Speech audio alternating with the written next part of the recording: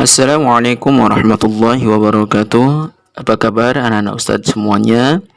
Anak-anak Ustadz yang soleh dan soleha, hari ini kita lanjutkan kembali pembelajaran yang mana kita belajar tentang adab azan dan iqamah.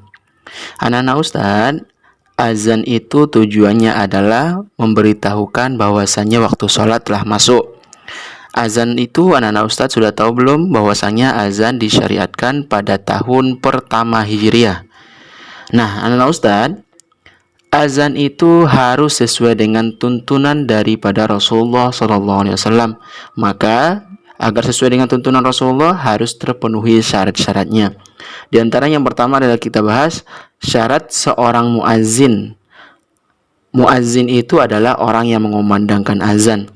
Apa syarat seorang muazzin? Yang pertama, laki-laki yang sudah balik dan mumayyiz. Yang kedua, azan itu dilakukan setelah masuknya waktu sholat. Jadi sebelum masuk waktu sholat tidak diperbolehkan azan. Yang ketiga, dikumandangkan oleh orang yang beragama Islam. Artinya orang yang tidak beragama Islam tidak boleh mengumandangkan azan. Yang keempat, kalimat azan dan iqamah harus berturut-turut. Jangan diacak-acak, azan dulu baru iqamah dulu, begitu juga nanti kalimat-kalimatnya. Yang kelima, pengucapan azan dan iqamah itu harus dengan makhraj yang baik dan dilakukan secara tertib. Nah, itu dah syarat sebagai orang yang muazzin atau orang yang azan. Selanjutnya, kita harus melihat sunnah ketika azan dan iqamah. Ketika azan dan iqamah itu ada hal-hal yang sunnah dikerjakan.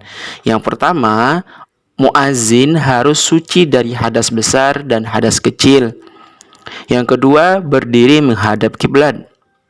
Yang ketiga, berdiri di tempat yang tinggi.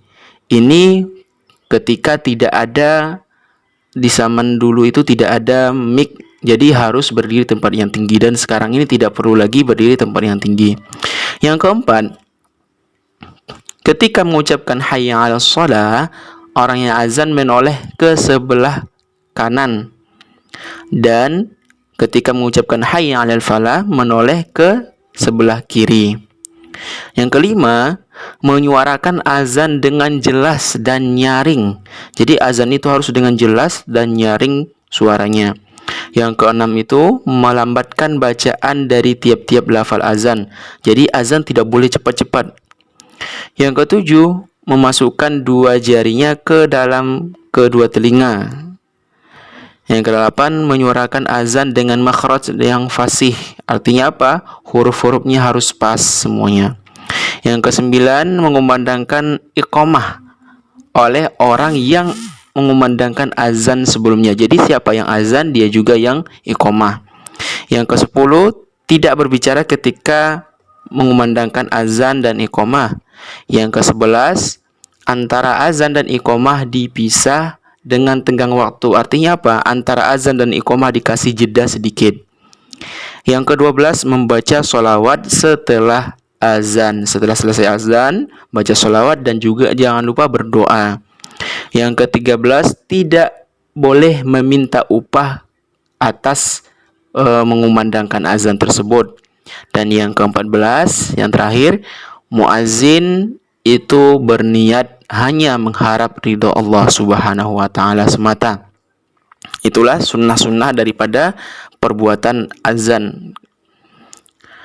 Yang selanjutnya, hukum daripada azan dan iqamah itu, hukum dari azan dan iqamah adalah sunnah.